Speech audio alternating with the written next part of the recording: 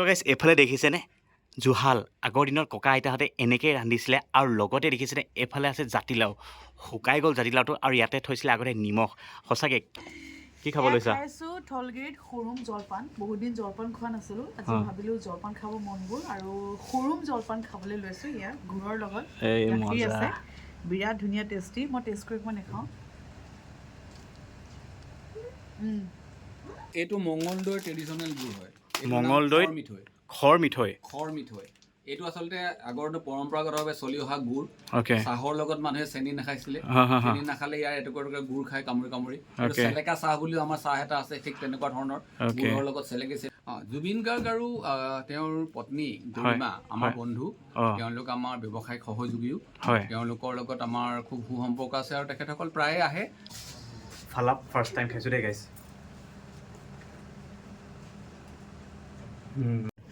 তো এতিয়া গাইছ এয়া লোকেল মুৰ্গী গাইছ দেখিছেনে একদম থলুৱা লোকেল মুৰ্গী খাম এতিয়া তো নমস্কাৰ বন্ধুসকল পুনৰ স্বাগতম জনাইছোঁ মোৰ এটা বিন্দাছ এটা ফুড ব্লগাৰ তো আজি আপোনালোকক একদম ধুনীয়া থলুৱা খাদ্য খাবলৈ এখন ৰেষ্টুৰেণ্টত আহিছোঁ আৰু বিশেষকৈ এই ৰেষ্টুৰেণ্টখন বনাবলৈ মোৰ বহুত আশা আছিল আৰু বিশেষকৈ এই ৰেষ্টুৰেণ্টখন কোনে লৈ আনিছে গম পায়নে এয়া আছে আমাৰ অসমৰ জনপ্ৰিয় কণ্ঠশিল্পী ময়ূৰী মোৰ ভাল ফ্ৰেণ্ড হয় কেনেকুৱা খবৰ খাতি বহুত বেছি ভাল আৰু বেছি ভাল তোমাক লৈ আহিছোঁ যে থলগিৰিলৈ এই মজা আৰু বিশেষকৈ সঁচাকৈ তুমি লৈ আনিছা যে মোক বহুত ভাল লাগিছে নাই বহুত আচলতে অসমীয়া হোৱাৰ গৌৰৱ থলগিৰি এয়া লিখাই আছে সকলোৱে মৰমৰ সকলোৱে জানে মৰম গগৈ ডাঙৰীয়া থলগিৰি আৰু যেতিয়াই আজৰি সময় পাওঁ যেতিয়াই মনটো কেতিয়াবা ভাল লগা বা কেতিয়াবা ক'ৰবাত আহিবলৈ মন যায় আৰু নিজৰ লগত কটাবলৈ মন যায় তেতিয়া আমাৰ গুৱাহাটীৰ লতাশিলৰ মাজমজিয়াত অৱস্থিত এই থলগিৰি তালৈ আহোঁ একাপ চাহ খাওঁ লগত পিঠা পনা খাওঁ ধুনীয়াকৈ এসাঁজ খাওঁ খুব বেছি ভাল লাগে সেইকাৰণে ভাবিলোঁ ইমান ব্যস্ততাৰ মাজত আমাৰ বিবেক আহিছে ডিব্ৰুগড়ৰ পৰা ভাবিলোঁ বিবেকক থলগিৰিলৈ লৈ আহোঁ ধন্যবাদ তো এতিয়া ধুনীয়াকৈ ইয়াত খাদ্যবিলাক খাম আৰু আপোনালোকক সকলো কম কি কি ইয়াত আছে আৰু ইয়াত হোমমেড যোনবিলাক ৰেচিপিবিলাক ইয়াত বহুত বেছিকৈ পায় ঠিক আছে আৰু তেখেতসকলে কোনো মছলা পাতি ইউজ নকৰা এখন ৰেষ্টুৰেণ্টখন আৰু এতিয়া মই ধুনীয়াকৈ আপোনালোকক দেখুৱাম একদম গাঁৱৰ যোনটো ফিল পাব ইয়াত গম পাইছেনে একদম গাঁৱৰ ফিলটো মানে আপোনালোক মই দেখুৱাম বাৰু আপোনাক মই ধুনীয়াকৈ দেখুৱাম আপুনি নিজে গম পাব চ' গাইছ এইফালে গুচি গ'লে আপোনাৰ ডাইৰেক্ট উজান বজাৰ পাবগৈ আৰু উজান বজাৰ অলপ আহিয়ে আপুনি এইফালে দেখিছে থলগিৰি ইয়াত ধুনীয়াকৈ আহিব পাৰিব আৰু এইফালে গুচি গ'লে ডাইৰেক্ট শিলপুখুৰী পাব ঠিক আছে আৰু ইয়াত ধুনীয়াকৈ আপুনি থলগিৰিত আহিব অসমীয়া থলুৱা খাদ্য লিখা আছে এথেনিক ষ্ট'ৰ এজ ৰেষ্টুৰেণ্ট ঠিক আছে ধুনীয়াকৈ এতিয়া ধুনীয়াকৈ ভিতৰত যামগৈ এইফালে যাব লাগিব ওপৰেদি ফাৰ্ষ্ট ফ্ল'ৰ চ' গাইছ এতিয়া আপুনি ধুনীয়াকৈ ওপৰত যাব লাগিব ফাৰ্ষ্ট ফ্ল'ৰতে আছে এনেকৈ ঘুমাই গৈ আপোনালোকে ধুনীয়াকৈ থলগিৰি ৰেষ্টুৰেণ্টখন পাব এতিয়া ধুনীয়াকৈ ভিতৰত যাম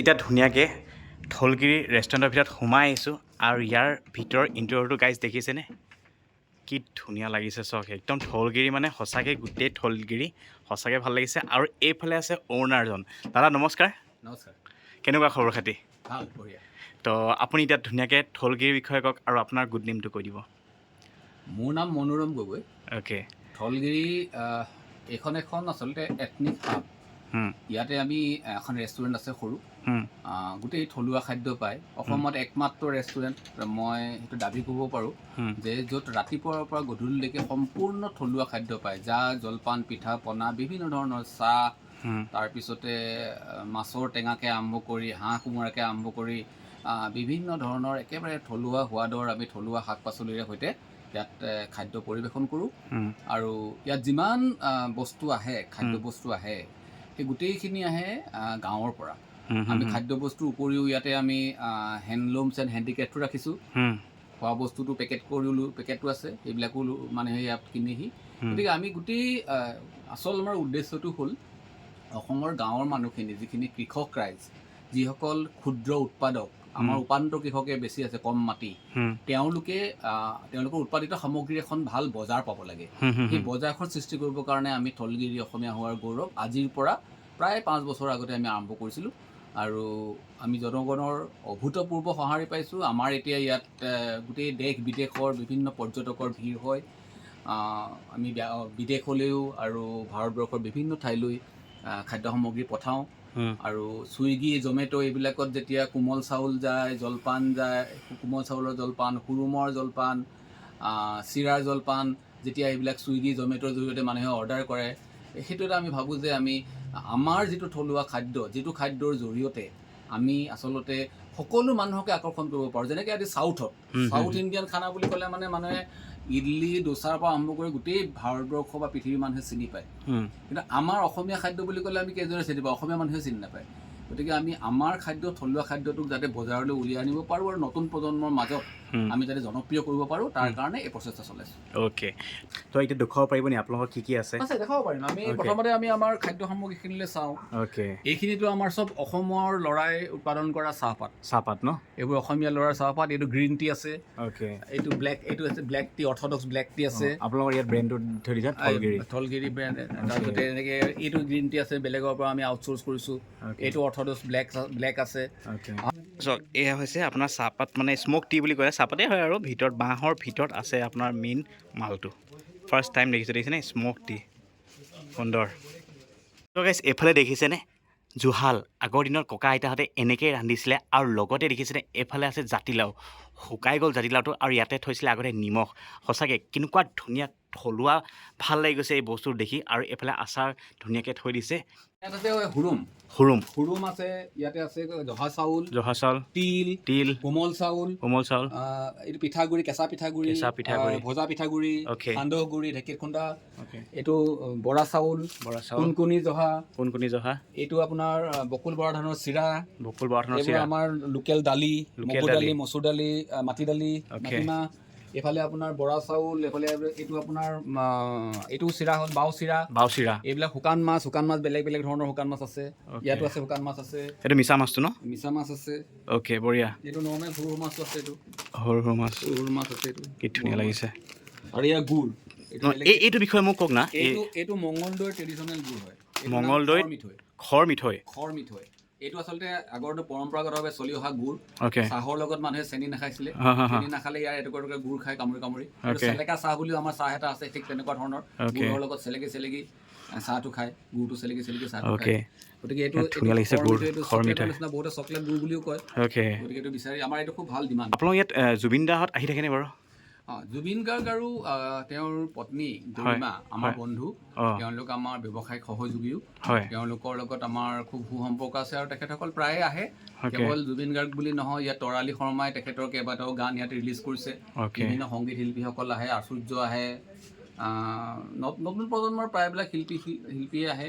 আনকি নতুন প্ৰজন্ম নহয়, পুৰণা প্ৰজন্মৰো আহিছে। জে.পি. দাস আহিছে, আমাৰ বিভিন্ন ধৰণৰ সাহিত্যিকসকল আহে।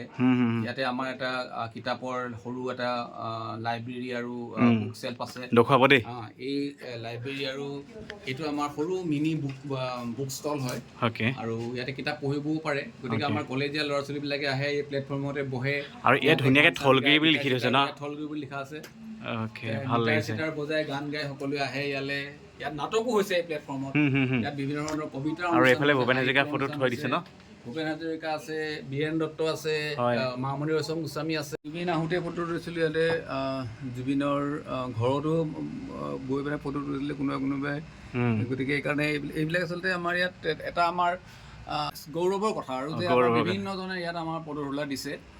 বিভিন্ন সংগীত জগতৰ, সাহিত্য জগতৰ, শিল্প জগতৰ বিভিন্ন ব্যক্তিয়ে পদধূলা দিছে। গতিকে এইটো আমাৰ কাৰণে গৌৰৱৰ কথা। আমি ইয়াতে ছবিবিলাক প্ৰদৰ্শন কৰিছোঁ। সঁচাকৈ কিন্তু বহুত ধুনীয়া লাগিছে। আৰু বিশেষকৈ আপোনালোকৰ এই বস্তুটো বহুত ভাল লাগিছে। এইটো আগৰ দিনৰ ঘৰ ষ্টাইলটো, আৰু এইফালে আপোনালোকে ধুনীয়াকৈ কি বেৰেৰে লিপি থৈছে ন? একদম ভাল লাগিছে এই বস্তুটো। এইকেইটা আচলতে আমাৰ পৰম্পৰাগত আমাৰ অসমীয়া ধানৰ প্ৰজাতি হয়। আমাৰ এইটো শিয়ালশালী, এইবিলাক শালি ধানৰ বিভিন্ন জাত আছিলে। এইটো বাসুদেৱ বাও, আমাৰ শালি খেতি কৰোঁ, আমি বাও খেতি কৰোঁ নহয়, এইবিলাকৰ বিভিন্ন জাত হয়। এইটো আহোম শালি, এইটো এটা বেলেগ ধৰণৰ শালি। এইটো আহোমসকলে লগত লৈ আহিছিলে বুলি কোৱা হয়, সেইকাৰণে আহোম শালি। এইটো ৰাঙি, এইটো অলপ ৰঙা টাইপ। তেনেকৈ এইটো বগা বেতগুটিটো সৰু সৰুকৈ ধানটো, বিৰাট সৰু। তেনেকৈ এইটো সোণাজুলি। তাৰপাছত এইফালে কেইটামান ইণ্টাৰেষ্টিং আছে। এইটো গমি 1 বুলি এটা বেলেগ আছে। এইটো আমনা বাওটো খুব বিখ্যাত, বগা আমনা। এইটো কলা কণামুচাৰি। এইটো কিন্তু বেজী ধান। এই বেজী ধান কেলে? এই ধানটোৰ ইয়াত এটা বেজী নিচিনাকৈ সৰু এটা হুং আছে, সেইকাৰণে বেজী ধান। গতিকে বিভিন্ন ধৰণৰ ধান আৰু বহুত ধান আছে। আমি এনেকুৱা ধান মই জীৱনত দেখা নাছিলোঁ আৰু শুনাও নাছিলোঁ। আপোনালোক ইয়াত আহি কেনে দেখিলোঁ। চ' গাইজ, এতিয়া ফুড ব্লগাৰ মই আজি নহয়, আজি কোন সময় গম পায়নে? এইফালে আছে ময়ূৰী। ময়ূৰী এই মজা, কি ধুনীয়া চকৰি এটা মাৰি দিছে।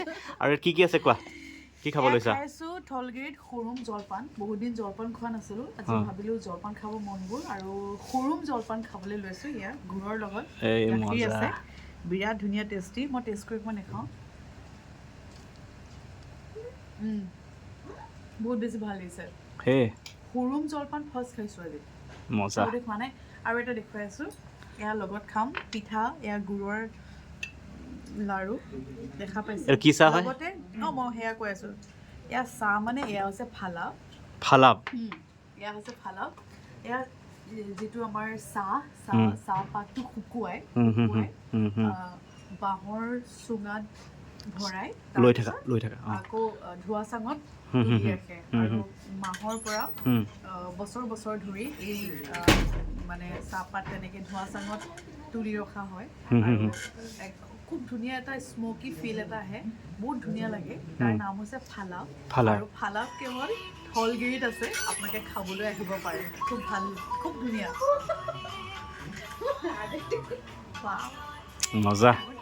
আৰু এইফালে আছে খৰ গুড় আৰু এয়া আছে তিল পিঠা আছে লাড়ু। তো এই খৰ গুড়টো মই খাই চাওঁ দেই ফাৰ্ষ্ট টাইম, তুমি খাইছোৱাচোন। তাই এইফালে গাইজ দেখিছে খৰ গুড় ফাৰ্ষ্ট টাইম খাইছোঁ দেই।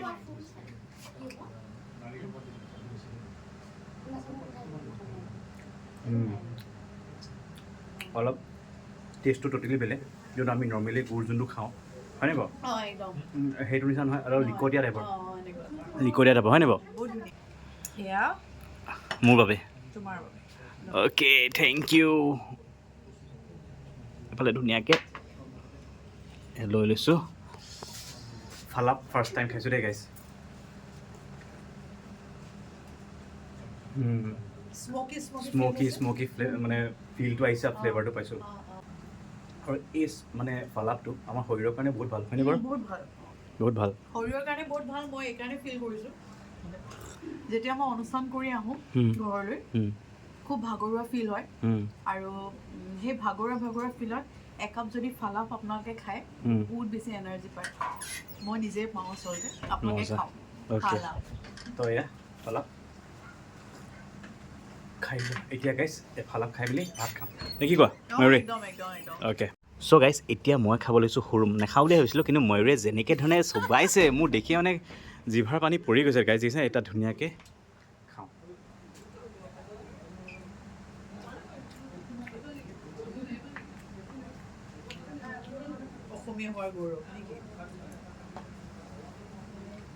গাইজ কি ক'ম আৰু, ইমান ধুনীয়া টেষ্টি, খোৱা নাছিলোঁ মই কেতিয়াও। বিৰাট সুন্দৰ হৈছে গাইজ। তো আপোনালোকে ইয়াত থলগিৰিত আহিব, গুৱাহাটী, খাই চাব, বিৰাট ধুনীয়া হৈছে। এতিয়া মই ধুনীয়াকৈ ভাত খাম, মজা।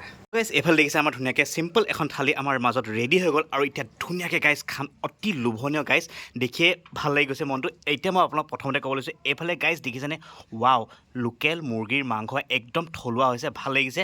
আৰু এইফালে দাইল, ৱাও, ভাল লাগিছে।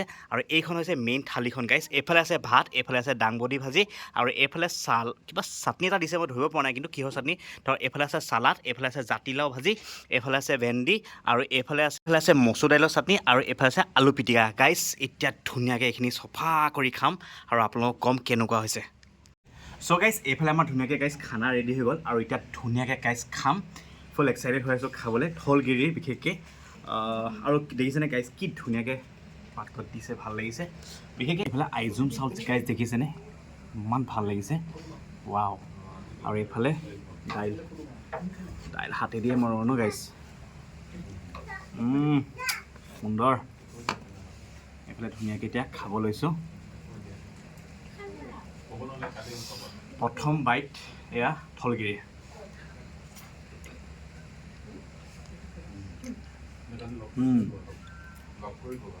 ধুনীয়া হৈছে, দাইলটো একদম থলুৱা হৈছে।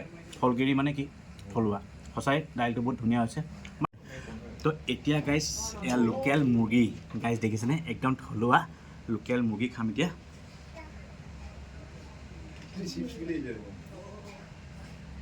একদম গ্ৰেভিকণ লৈ লৈছোঁ আৰু এইফালে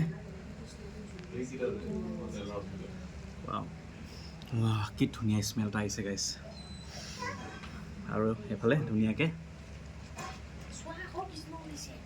অ' মাই গড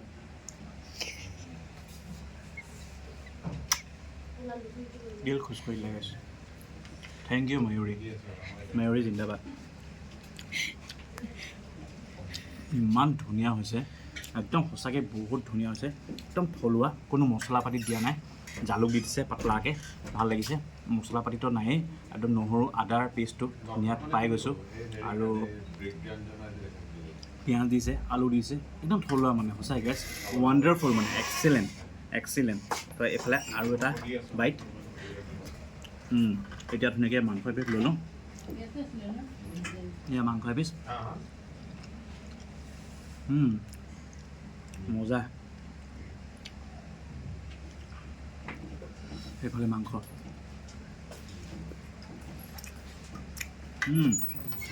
মজা কাটিম বাৰু মাংস পিচ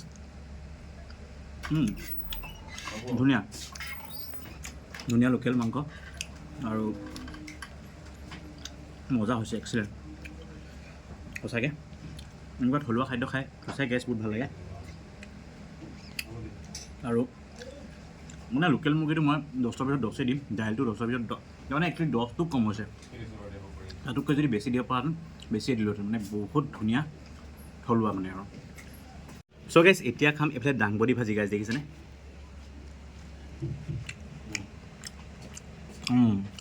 মজা আৰু এইফালে গাইছ আলু পিটিকা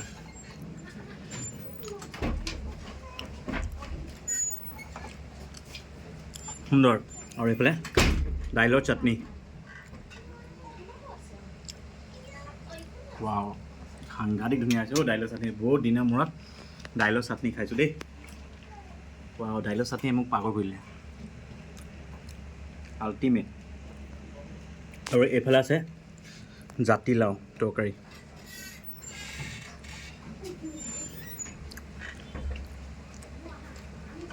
ইমানেই ধুনীয়া হৈছে খাই মানে কি ক'ম আৰু মানে বহুত ধুনীয়া এটা ফিল পাই গৈছোঁ আৰু এতিয়া এইফালে চালাড